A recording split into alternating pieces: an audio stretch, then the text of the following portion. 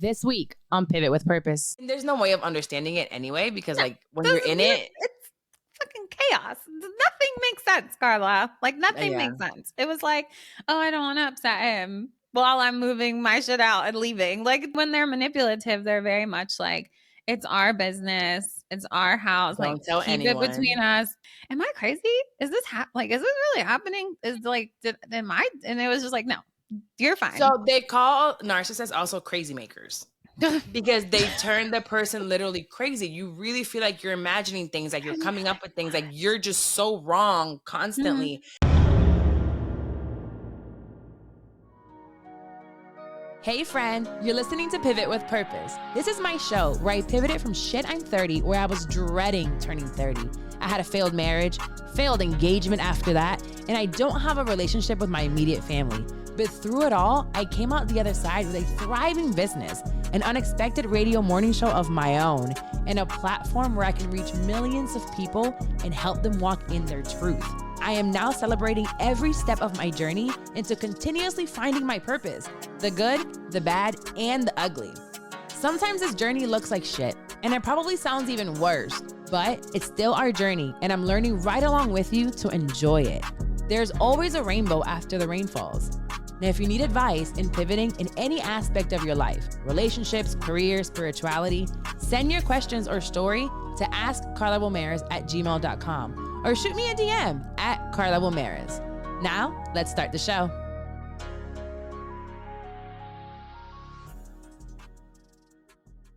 Welcome back, y'all, to another episode of Pivot with Purpose. This time, if you're watching, I don't know if the video is going to come out, but it's definitely after dark.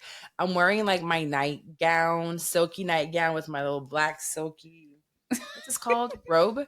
I just got out of the shower. My rosacea is on full blast. My room is dark. My little lights are on in the back. It's just like a vibe to talk about cheating husbands and wives.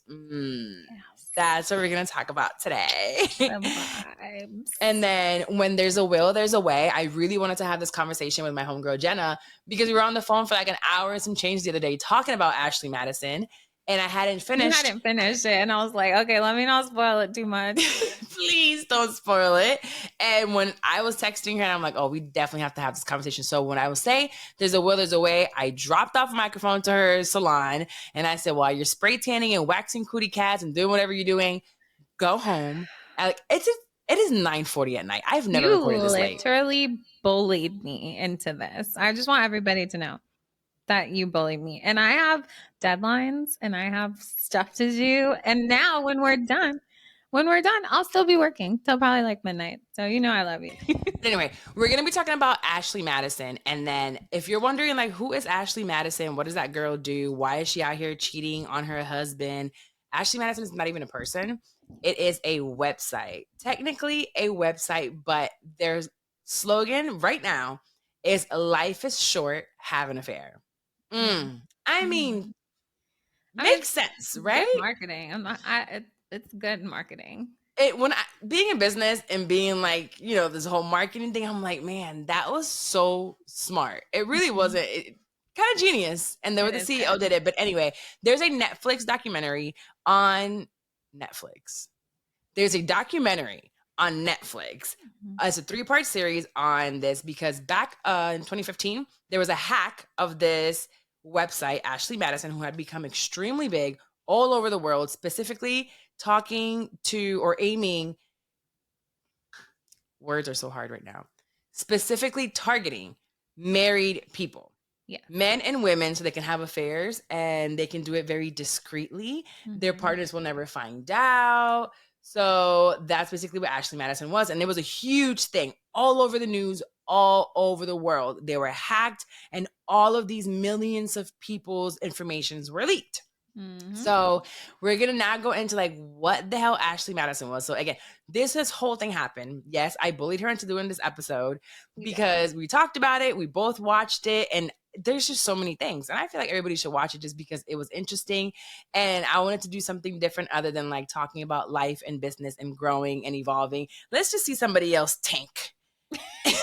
and talk about somebody else's life and have fun with it. I always tell my clients, I'm like, I love drama. Like, I love it. It's just not my drama. Like, I don't want it for people's drama. Please like, don't let it be for me. All the tea, tell me everything. Like, I love all the drama. I just don't want my drama. I mean, you're like technically just like a hairstylist. You're a waxer and spray tan. They tell you all their business. I personally believe that they tell me more business because we're in a room together, you know? Quietly. Like, you're facing their vagina. Yeah. There's no barriers. You feel extremely safe when you're talking to me about anything. And I think it's not only just your profession. I think it's just you. You make people feel really comfortable to tell you their business. Yeah. You really, really do. Yeah. Did you know about Ashley Madison before the Netflix documentary? Yes, I did. I know about it. I was not on it, but I know like I knew married men that were on it, and I would hear them talk about it, like how they were on there. But they said that, okay, so this is what seems like a little weird to me, because the men that I knew that like used Ashley Madison, they were looking to have affairs, but they made it seem like they didn't trust the women on there, which is weird. Like, they made it seem like the sugar babies were on there looking for like married men to have affairs with, but that's not how the documentary made it seem. So my viewpoint of Ashley Madison was like, if a girl wanted like a sugar daddy or something, that's the site she would go on. I didn't really realize, like, I didn't know that you both had to be, or you were both supposed to be married. You're supposed to be married. And I think that was the sale aspect of it that made it seem very like lucrative. It's like, well, you're married, she's married, neither one of y'all want to leave your spouses, so it's the perfect affair. No one will ever know, no one will ever tell. You just go right back home. So that's not what I knew about it. I knew that like married men who were looking to have affairs, they went on there and they found women, and like usually those women were like sugar babies and stuff like that. That's how I knew about it. So that seems more like Seeking Arrangement. Remember Seeking Arrangement? I know that too, yeah. My friends just know a lot of things. That doesn't mean that they are active in any of them. They're just very knowledgeable about things. Very knowledgeable on these things. All right, so we're going to start with some of the characters within Ashley Madison. So this 3-part series includes some employees and then some people that actually used the site that they were basically outed when the hack happened. Yeah. This site was open and the CEO was all over like the media, CNN, promoting the site, and it became like very big. He was in a monogamous relationship, right? So the CEO was great at marketing and advertising this company. Like, he was great, amazing at marketing. But his salesy part was that he created this for other couples that needed to like kind of break away from their wives, but he had his wife and he was extremely monogamous. They don't cheat, and he even used her in some billboards, but we'll talk about them in a little bit, because the first guy that kind of comes on when the show starts is an employee, and he's like a nerdy white guy, married gay man. He's great. He was great. I loved him. I remember him saying that he, was working at some job that it was like whatever. And the guy asked him, hey, do you want to come and work at this and do tech? And he's like, I've never done any of that, but sure, why not? Yeah, it was a perfect example of like, it's not what you know, it's who you know. And that's why like the rich white people are the rich white people, because they're just like, hey, you've never been in tech, you don't know how to use a computer, that's cool, like come run this like online dating company with me. Like, okay, sure. And it's like, it's just wild. That's literally, I've like had a decent amount of experience with wealthy white people, and I'm so serious. That's literally how they work. They're like, oh, you've never done this, you don't have any background, you don't have a degree, like you don't know how to do this, that's fine, we'll pay you like $250 a year and you can come work for us. And it's like, okay. Like, this is literally how they work. And she does not mean $250. She really means $250K. These people are making insane amount of money. So they really start this little startup dating company. It's a tech company, and nobody knows what they're doing, but they just know they're going to really start this company and start advertising it, and people are going to figure it out through the dark web or through the internet or through Facebook or through the news, because it's going to run like wildfire. Like, what? You actually have a dating site to have affairs with married people? How does that even work? Mm-hmm. So this employee is throughout all 3 episodes kind of giving us the lowdown of in laughter about what's going on. So love great. him. He's married. We'll put a pin on him because loved him. Now, from the first episode, there is another set of employees of people that were on the site, and it was a couple that they were YouTubers. Mm-hmm. We could make this whole episode about them. Just about them. So there's these 2 YouTubers that are Christian based, and they had made a video at some point singing like Elsa, was it? It was some type of like song, some Frozen song that went extremely viral online. And then they started this YouTube page about their life and about how they're such good Christians and the perfect family and all of this. And they just gained millions of followers, you know, just vlogging their life like many other people do on YouTube. The next one we're going to kind of touch on, it is another couple that were also on the site when the hack happened. And it's a Black woman and her husband. She's a dom. I like it. And he is her submissive. And they are very well aware that she has affairs with other people, but they're not emotional. He just understands that she can't be monogamous and she wants to have sex with other people. Yeah. And I feel like if you look at her story, like especially being a dom, like she probably, like, I don't want to say she does this as a business, but it would make more sense that it's like easier for her to have affairs. Whereas for him, I could see like why he would need to use a site or something like that to meet people. So I feel like it made sense. So does she make money off of being a dom? I don't know. She didn't say that. She was saying more like she enjoys it. But she had the whole setup and everything. No, I don't think he was her submissive. I think she does that, like, to be, because you don't think that's her husband is her sub? He said that he's not into a lot of the things that she's into. I think she still slaps him a lot. He probably doesn't walk on a leash.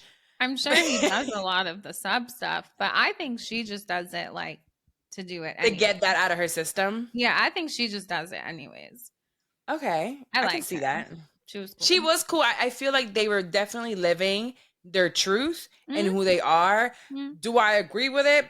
I can't. It's not my thing. It's not for me to agree or disagree. It's more like you're living in your truth. You guys are not lying to each other. You know what each other is doing. Hopefully you're being safe. It is what it is. So they're my favorite couple on there. They were my favorite couple. Yeah. You are completely transparent. Now, we're going to come back to the YouTube couple because there's so much we can go through there. So much. The last one that I remember that I wanted to touch was the priest. So there was a wife of a priest that was speaking throughout the episodes, and I believe towards the last episode. And again, I should probably say this in the beginning, like spoiler alert. We're about to spoil a lot of this for you. I'll just stop right now. So you know what's funny? When they first introduced her, I thought she was on it. Did you get that vibe? Yes. Well, I thought she was the one that was on it. What happened is not, I wasn't expecting it at all. No, I thought maybe like they had gotten a divorce and that's why like he wasn't around, you know, because she almost made it seem like it was her fault. Like the way she started explaining in the beginning, I was like, oh, she was on it. She was like, you know, like we weren't very, we had good times, but I masked it.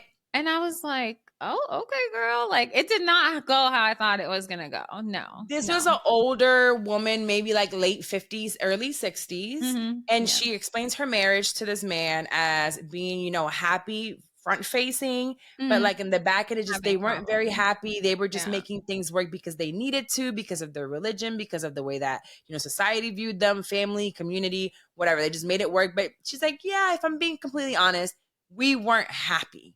We weren't really loving this relationship. Well, this priest was a 3rd-generation pastor in seminary school.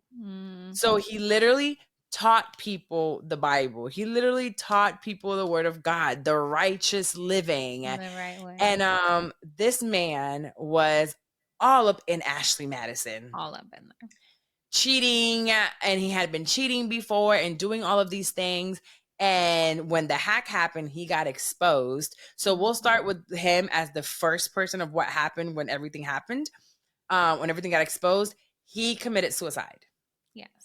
And that's when things started to really get dark for Ashley Madison, because when they got hacked, they had 30 days to shut down the site. And then I want to know what you remember, because they told them they had 30 days to shut down the site, and now enter the CEO.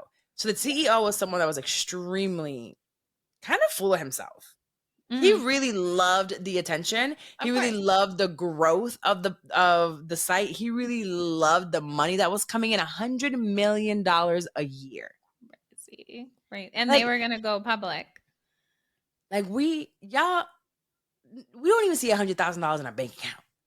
You know what I'm saying? Like $100 million. Yeah. So what do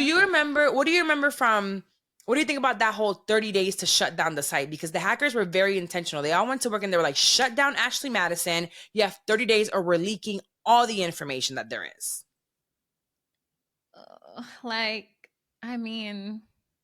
To see how it played out, I can see why they didn't shut down, because they're still open for business. Right. And they were making, what did they end up paying? Like $65 million in settlements, which is like nothing. 11.2 million. 11. That's like a little. They made that in a day. I always say if I'm ever gonna go down, this might not age well, but I'm like, if I ever go down for anything, that's going to be some white collar ass crime, because they do not get in trouble for shit. And also, which we didn't even get into yet, I'm assuming they got sued by people's information being leaked and privacy. They didn't go after them for fraud and all those other things. I don't believe so. And that would have been a whole other case to bring against them. It was a class action suit, so maybe it was within the class action suit. Yeah, I don't know, but who knows? Yeah, I'm afraid of prison, jail. I don't ever want to be in criminal situations, but some white collar shit, I don't know.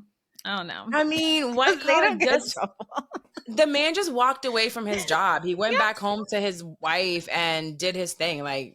That was it. It was over and done with. So what she's referring to here is the fact that they gave them 30 days to release the information, and there were 2 different releases of information. The first half, they only released half of the 37 million people that they had, their info.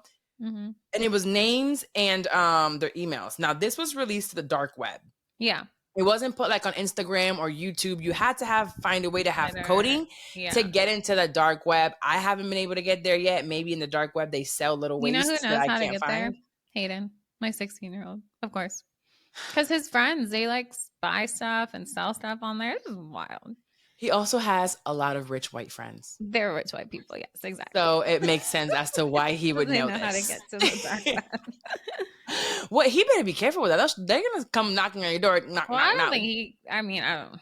Yeah, but yes, he knows how to get on there. That is insane. So people like her 16-year-old decided we know how to get in here. We're going to now make it extremely easy for everybody else to be able to find it. So they made it searchable, like an Excel spreadsheet. Look up your name, look up the email, and you'll see if that email was ever, associated with Ashley Madison, this website. And people's marriages and businesses, we're talking about, they had .gov emails, they had school emails, they had medical emails. People were really signing up with their emails, because it was before what we see now. I think that's why it was such a big deal, because people were just this is my name, this is my information. People didn't really think about hacking back then. They were just my information is safe.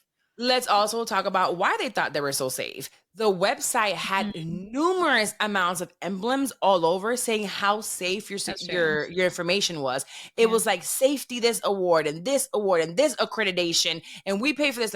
You would have thought that it was breaking into the White House to get their information. Yeah, to get their information into a bank. It was really locked down.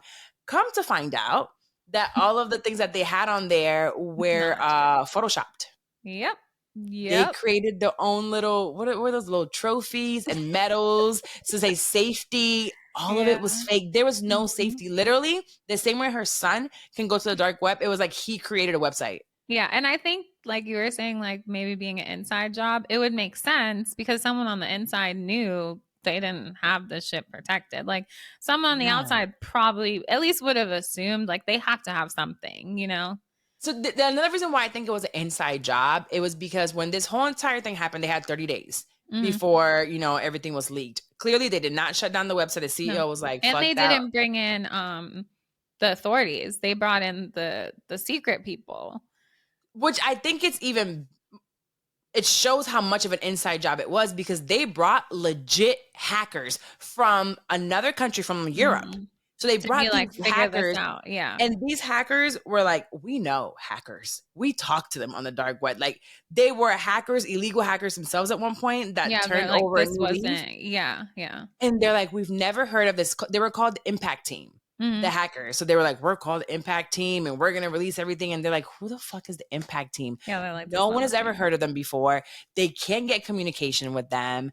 Nothing was working for them to find who they were. They were trying to like backtrack in like the movies, like where's the IP coming from? And like where could they have hacked from? Nothing. There was no evidence of someone breaking in, which leads us to believe they had a key.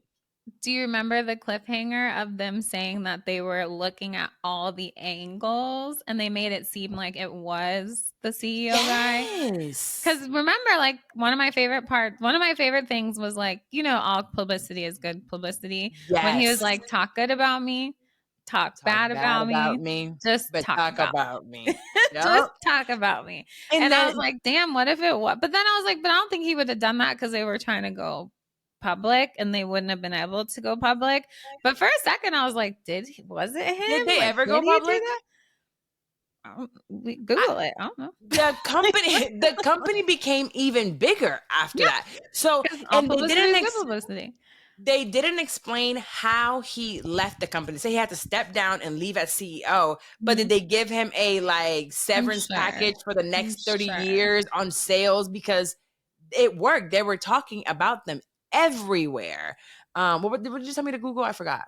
To see if they were publicly traded. Is it publicly traded? Let's see. It probably isn't. Who owns? So it is registered to Avid Live. They run radio ads, TV commercial, billboards. Okay, I think that's what it was. I don't think so. Yeah, so they're probably not public. So right now the annual revenue, I'm not going to believe this because it's coming from LinkedIn. It says 28.3 million. I don't think that's right. It's probably higher than that. It's much higher than that. They probably had to change the way they were having people pay because that was a whole other thing. The texting credits. The texting credits or like the messaging credits. Yeah, that's so you have to put money in to message folks. And that was insane. Okay, so a few other things that happen here. So people are coming in thinking they're completely safe because they're seeing all these emblems of security. So they're talking to folks and telling them all their deepest, darkest desires and like their fetishes and things that they want to do to them. They meet up with them, but they weren't even talking to real people. They were talking to the employees. So the employees were creating, part of their job description was to create fake profiles of women. And I don't know if you noticed this, but the pictures look like were those the pictures? Because those were AI people. They were AI generated photos. But did they have AI? Did they just do that for the documentary? Because I don't think they had AI generated photos. Like I don't think they would have used fake people. I mean, I don't think they would have used real people because people can like find out that that's not them. Like, but did they have AI generated photos that long ago? This was just 10 years ago. Yeah, but we just started having like AI and AI generation. Just got access to that. He had $100 million. All those pictures looked fake as fuck. So, but when you're a man thinking with your dick, and the woman's talking back to you, I don't know. I don't know if they just used those photos for the documentary. Or if they were real, but I was looking at the photos and I was like, these are not real people. Definitely. So if those were the pictures, they were definitely AI generated. If they weren't, were they just catfishing people? But the point is, regardless of how they were catfishing them, was a real person or AI generated. Oh, but that stripper girl, they were catfishing her. Yes. So they probably were just catfishing people. So the stripper girl was actually the girl that cheated. She was on the commercials. Yes, but she was the mistress of Jesse James, Sandra Bullock's husband. Oh, okay, yeah. So there was a huge controversy with her. So she was kind of like the Monica Lewinsky of like the entertainment world. She's like, you know, we all love Sandra Bullock. She's like the sweetheart. And it's like, you broke them up, you dirty bitch. So yeah, so it's like, we have girls just like her on there. So they were using her picture and made her a profile, and people thought they were talking to her. So a man showed up to her job, the strip club, like people were bringing her flowers and gifts. And she's like, what are you doing? Like, I don't know you. That has to be the worst feeling ever. For both of them. For her, it's like, this is crazy. And for him, he's probably like, but I love you. I love you. We're together. Like, what? There's like a real catfish thing. So you know how I said I like drama? So tell me that you didn't want to know like their notes and what they were talking about. I would have loved like, to is that see information still public? I never saw that it said on the dark web, or that if the conversations, I'm like, where are the conversations? Because you know how in the Netflix documentaries, they pretend to be like they show the convo, like They said the conversation, they said their preferences, their conversations, they said all of that was leaked. And I'm like, because I want to know what they were into. I want to know what that they were into guy stuff. You know, I want to know what the YouTube guy. The only thing that I'm kind of glad here is that they didn't have any underage people. Yeah, I mean, within the site. So I was like, oh, at least it was all like consenting adults being assholes, essentially. But there wasn't anything like completely illegal about what they were doing. They were just being like little hornballs. Yeah, like whatever, yeah. Right. What did he say? Our biggest competition is the Bible. That man cracked me up. I loved him. That was the employee, the gay guy. And he literally said his biggest competition is the Bible. And it's true. Like, who else is out here saying have an affair? You go on Tinder and maybe you tell the truth or maybe you don't, but you can be caught that way. This was like legit just for that. Yeah. I don't know. So the bots were employees talking to people. Like I said, the pictures look generated.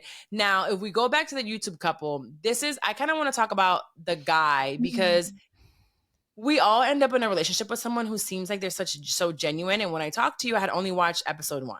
Yeah, and I was like, he's bullshit. I don't like him. Like, and you're like, what? Really? And I was so confused. I'm like, I really think that he's remorseful. I'm like, I feel like he's one of those squared ass guys who never really got pussy before. He probably got married young, been in the church, and he's like, he found this website, because that's the way he was saying it in the first episode.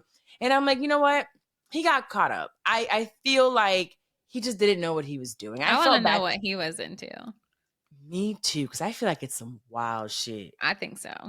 So basically with him, as I finished the documentary, I realized... we were like in like real time, like, oh, fuck him. I was like, so pissed. Let me see if I can find those messages, because I was legit upset. I'm like, dying. I was like, I told you. The first thing I responded was like, oh yeah, this Christian guy's a piece of shit. Just ew, bro. And then your response to me, you're like, girl, I know, I told you, he's full of shit. He has some serious issues. So then I wait a little bit longer and I keep watching, and I was like, oh, this motherfucker had other secrets too. And then I realized, which is this one I want to talk about, him calling the pastor, how manipulative that was. So manipulative. So I feel like this guy was a complete and total like narcissist. Yeah. Yes. I'm going to diagnose him like I'm, licensed to do so. Because well, they said they were like, the only people on here are psychopaths. Remember, what was that?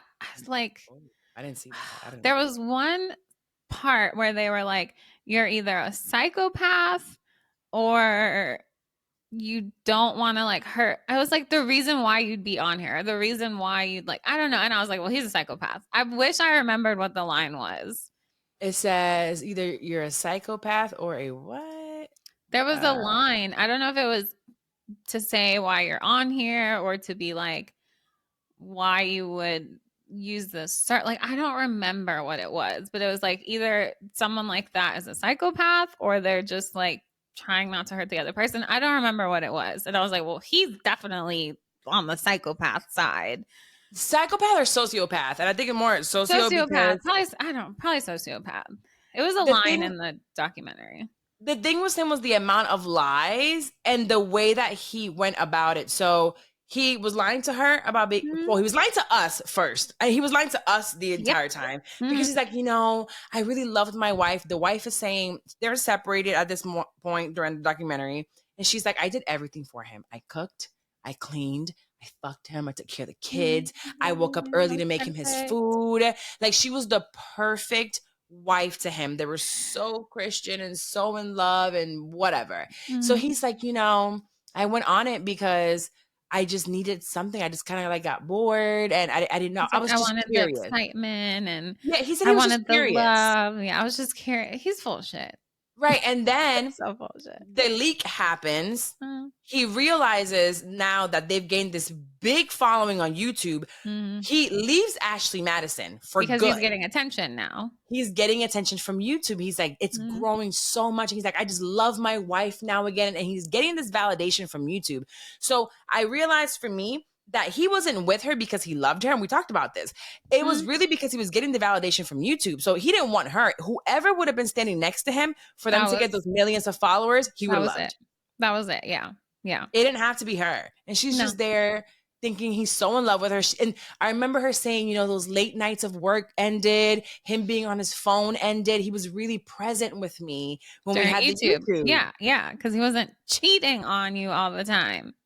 Right. But he was still cheating during YouTube times. Yeah. Okay. Yeah, sure. He was definitely still cheating, just not on Ashley Madison. That makes sense. Cheating less also. And then he's like, I just didn't want to hurt her. I couldn't. Oh, and I'm like, sir, you just didn't want to get caught. Like, you just didn't want her to leave you. You didn't want her to know what you were doing. Like, that was it.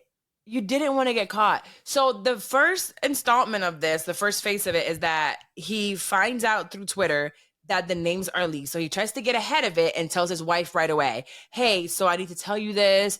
They were in the car. He's like, I went on this website, Ashley Madison, but I didn't do anything. I didn't do anything. Because he just thought, he didn't think the notes were going to get leaked. Like, he didn't think the conversations were going to get leaked. He just thought, oh, my name's on here. My email's on here. I'm just going to tell her I made an account. I was curious. Like, I didn't do anything. He really thought that was going to be enough. So that was the first phase of it. Then how did she know that there was more cheating? Okay, so I don't think they really got into that. It's either that the notes were leaked, or I think maybe the women started coming forward. I don't remember. Yeah, so it became really big then online and all over he Twitter. Couldn't say he wasn't cheating at some. I remember now. Yeah. I remember. They did a video. He took the lie so far that they created a YouTube video to say, hey, my name was, it was kind of like Derek Jackson with his wife with the bonnet. And she's like, I still love him. I forgive him. We all make mistakes. But he went on that YouTube page with millions of followers, lying and telling everyone, I made a mistake. I just signed up. I never cheated on my wife. I just went on the website. Nothing ever happened. Then the women started coming out like, no, you did. And we come to find out she had a best friend. Yes, the friend. Yeah. Yeah. She had a friend that all of a sudden left her and stopped talking to her. And out of nowhere, she was heartbroken. Like, why is my friend not talking to me?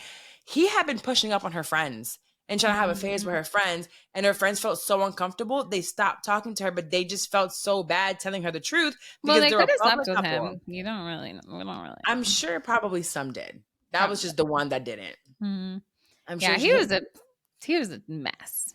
He made me slept mad. with everybody. So then he had to come back and tell her the truth. Like, I had sex with all these people, but before telling her, he decides to call his pastor. And that's when I text you, oh my God, this manipulative bitch calling the pastor. Yeah. Now, the pastor really pissed me off because the pastor's not here like, this is not right. He shouldn't do this. He deserves everything that's coming. But he's disgusted with himself. He's really doing the work. He's really trying to get back with you.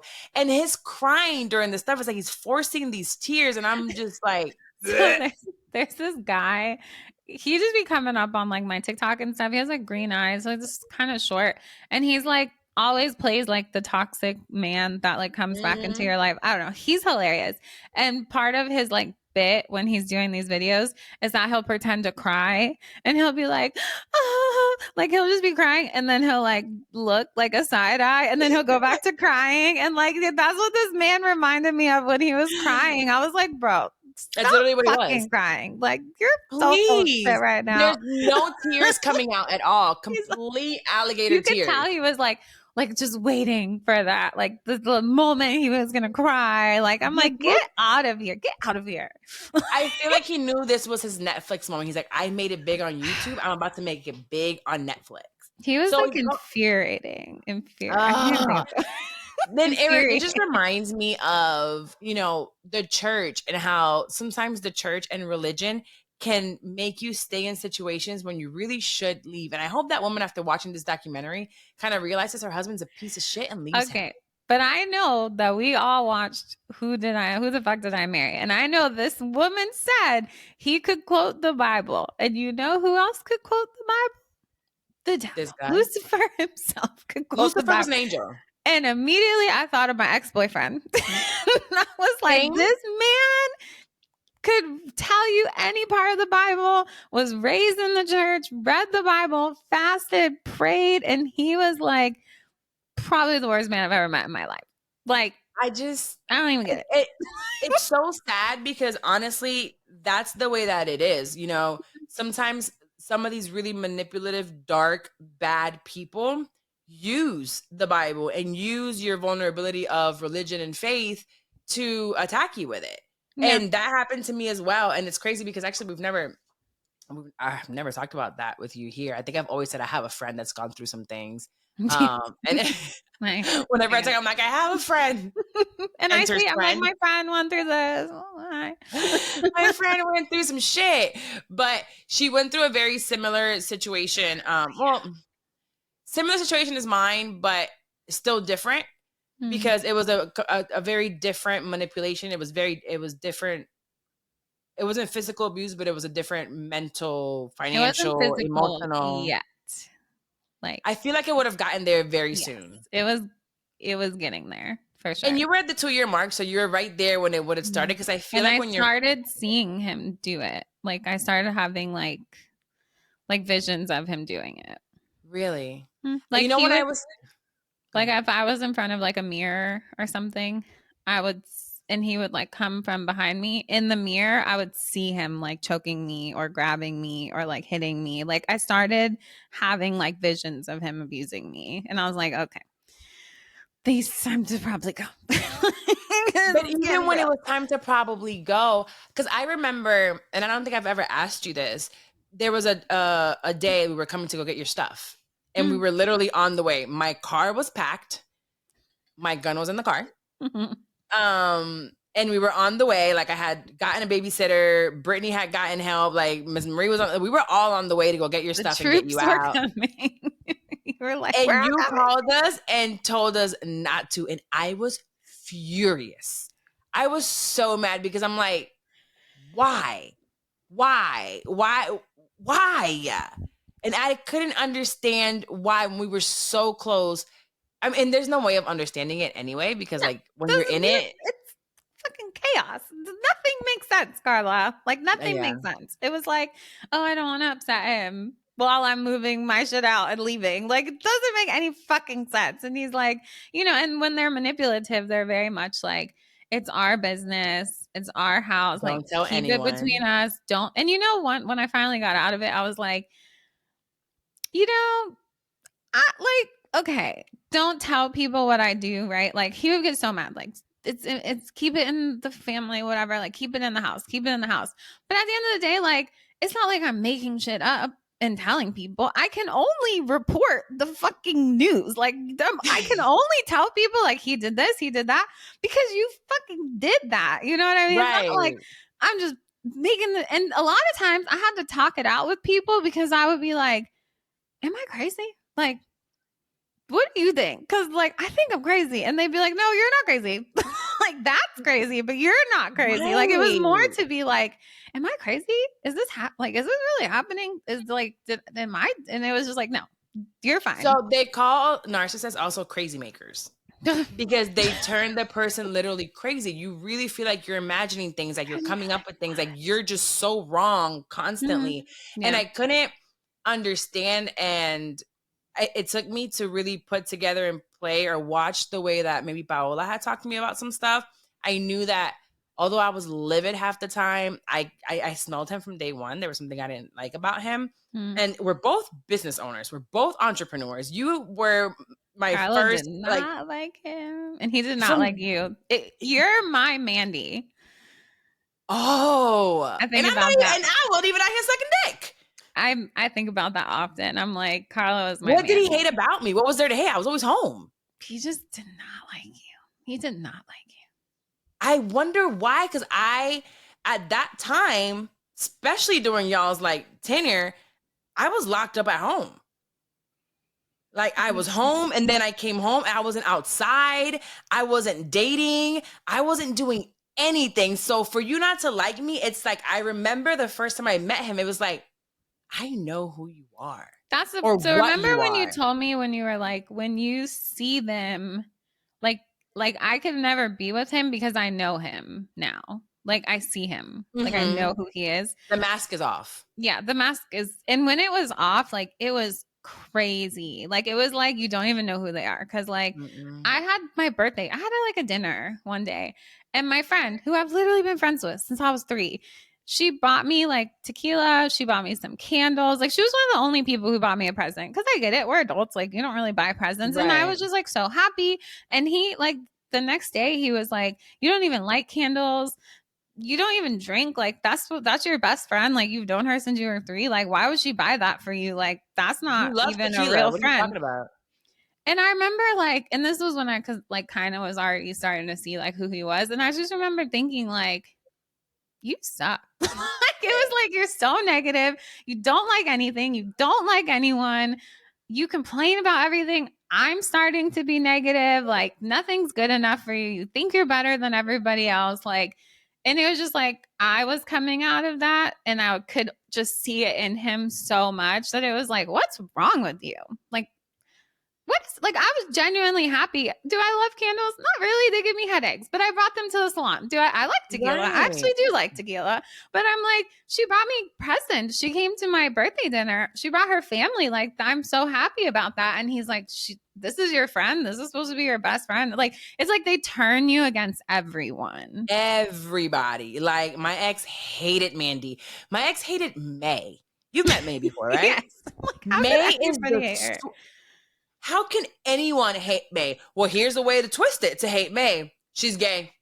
She's trying to fuck you. What? Are you fucking kidding me? Yet you would use her because she was my producer. So he would go to LA and be like, oh, hit her up. I need to go to her house. She opened the doors to him. She like helped him produce stuff from his house, helped us do stuff. But you don't like but if she had to work with me, then it was a problem. And I did an episode with her or with him, either with her or with him, that I was like, I just love her. She had done something for me. I'm like, she is amazing. The most amazing producer. She's the producer of the show, blah, blah, blah, blah. And afterwards he was like, you need to calm down the way you talk about her. Like that was a bit much. It's like, is you fucking her? Okay. So sometimes I think like, cause I started getting to the point where I was like, he doesn't like anything I like. Like he doesn't like anyone I like. He doesn't like anything that brings me happiness. Like he just does not like. So I don't know. Like maybe it's you. Maybe it's not you. Maybe it's just because I was your friend, and like since I'm your friend, he just doesn't. Like I just like started thinking like he just don't like anything that I like. Like point blank period. and it just with it happening to you as well. It was like they really do target people that at the time have a void to fill. So for me, my dad had just passed away and I was going through a really tough time with my mom. Your mom had just passed away like 3.5 seconds before. Like 3 months before. And I had just lost I was in the process of losing like $100,000 in a failed business I had. So fun. And I was just like, it was just not a good place. It was not a good place. You were in a good place, and this guy comes in heroic with everything, money, business, ideas, willing to help, travel, love, dick. So it's like that's the first thing I thought of. I was like, we're going to talk about that. I'll never forget when you called me from Mexico. Anyway, back to Ashley Madison. We got into this because the YouTuber, which is very similar to this, I had a public relationship. They had a public relationship, and it was so full of shit. Like we're talking about citing the Bible and calling the pastors and using the scriptures, being manipulative. So the entire thing, I think it was just it reminded at least us of people that we've dealt with. It also reminded me of this Diddy apology, using God and therapy, and like, I feel so disgusted with myself. They're all disgusted with themselves at some point, and then they keep doing it. So I just think that this was a fun documentary to watch. I can't wait until they do the Diddy documentary. Supposedly, I don't know if it's real or not, but 50 Cent just posted that he's doing one with Netflix. I love that. And he was like, I might need more episodes if more people keep coming out. He wins. Like, he just wins. I don't know what he wins, but he just wins. Like, 50 Cent just wins. Did you see he's suing his baby mama, Daphne? Yes. Like, he just, like, why would anyone do anything to 50 Cent? Like I would never do anything to that man. All I keep thinking is, like, there's no way he has too many skeletons in the closet. The way that he trolls, either he's a complete and total sociopath, bigger than Diddy, a bigger sociopath than Diddy. Yeah. Or he doesn't have that many skeletons in his closet. And he's like, fuck it, I don't care. And he's just like, I live my life and I have my girls. Like, he just kind of chills. I think he's one of those people, like, I feel like we were just talking about this. I don't know what we were talking. Oh, when I was talking about Future versus Drake. Remember at your birthday?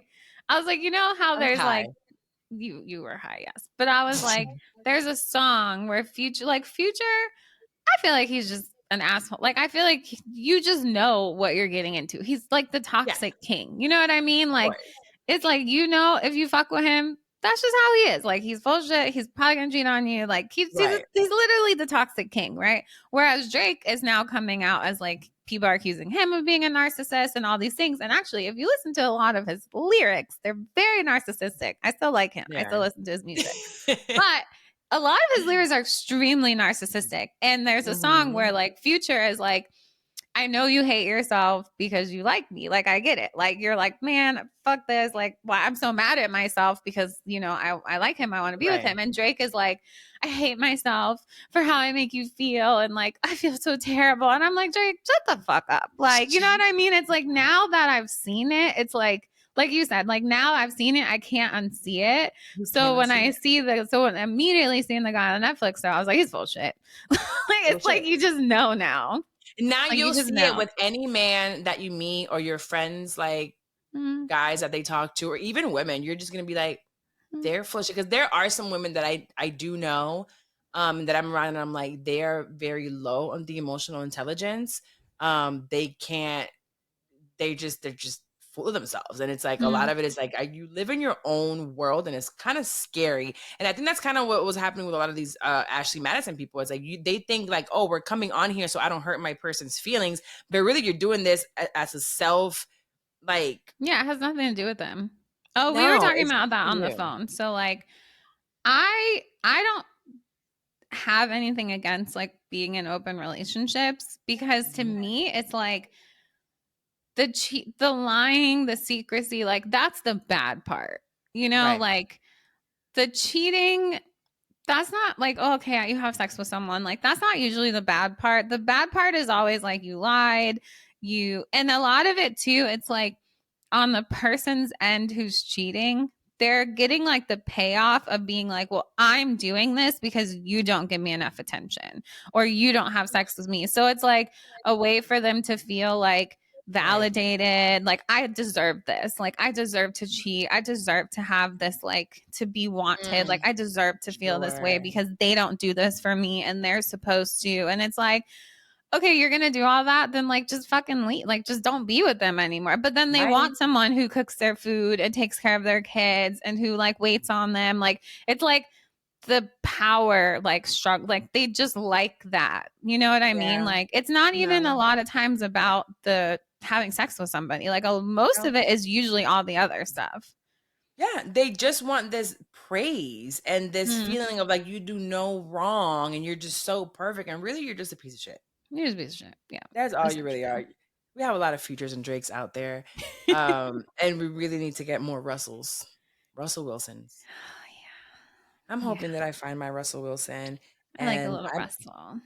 I know. I'm enjoying 6'6" Bay. I don't know where it'll go, but I know what I want in my future. And I don't want a man that was on Ashley Madison. No, probably not. I don't know. I think I'm going to, I don't know. I don't know where I do want a going. man who's been divorced and hopefully gone through counseling. Learn something and learn something out of that divorce. That'd be nice. Yeah. That would be great. Because a lot of times. Or a long-term relationship. Yeah. Like a lot of times, like my friend's married. And this is probably not a good thing. But I just be telling her, I'm like, girl, he's just not going to leave you because he don't want to have 4 fucking kids to take care of and 2 ex-wives. That's like the only reason he's not going to leave your ass. Not that that's healthy, but I'm like, I can tell that he does like the most and he like, they go to therapy, like he apologizes, he listens. And I know a lot of that is like, I'm not about to pay 2 fucking child support things. I'm not about to be a single dad to 4 fucking kids every other weekend. Like at this point, he didn't have to leave America or something. Like how you're not going to do with, it. The other Russell in Bali. like you're not going to do it. So I tell her, I'm like, you know, you probably will be with this man forever. More so just because he's like, I'm not fucking leaving. Like we're going to figure this shit out. Are they not? Is it toxic?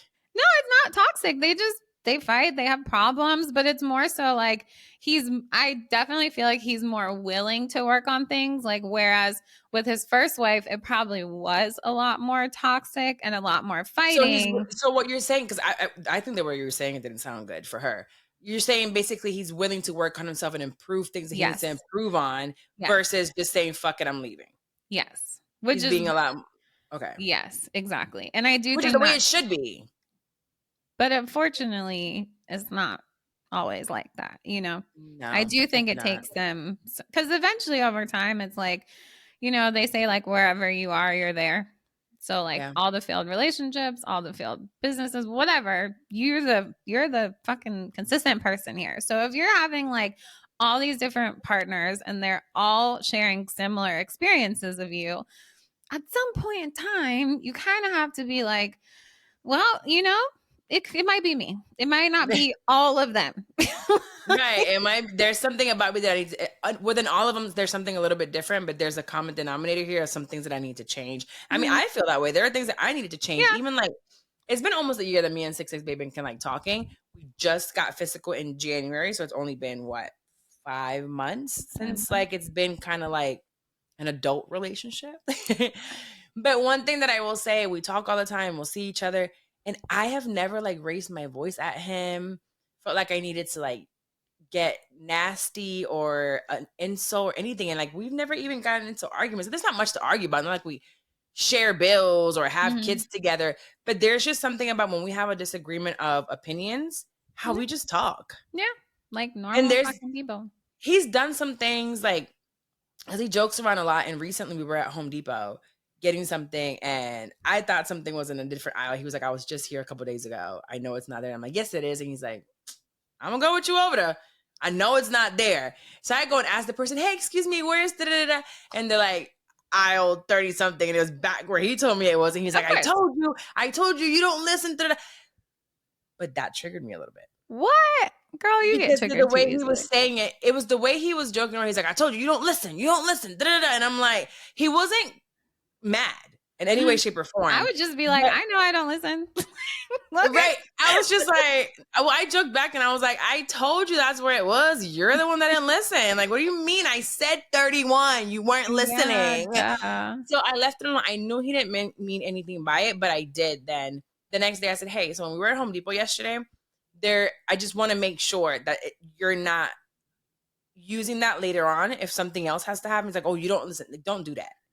Like, just, we can joke around with certain. I can't. I personally can't not joke even around thought with of that. I'm way more chill than you, though.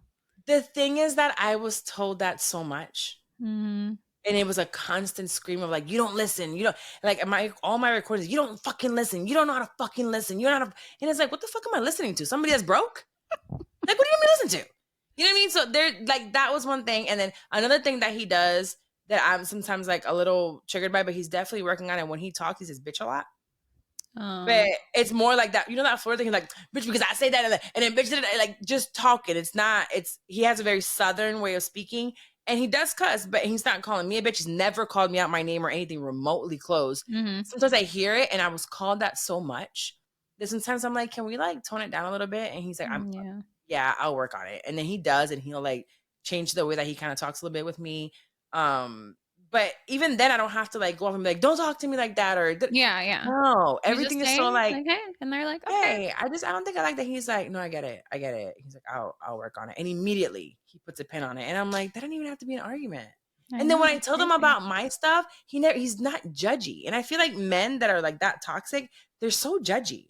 They're so, well, like everything's wrong. Everything's bad. Everything's a problem. Everything's negative. Like, there's negative people. Like, there's like Debbie Downer, like negative people. But I feel like unless you've experienced it, like, it's just a whole different level. Like, I don't even, like, it's just so weird. It's like nothing people is won't enough. Understand it unless you've been there.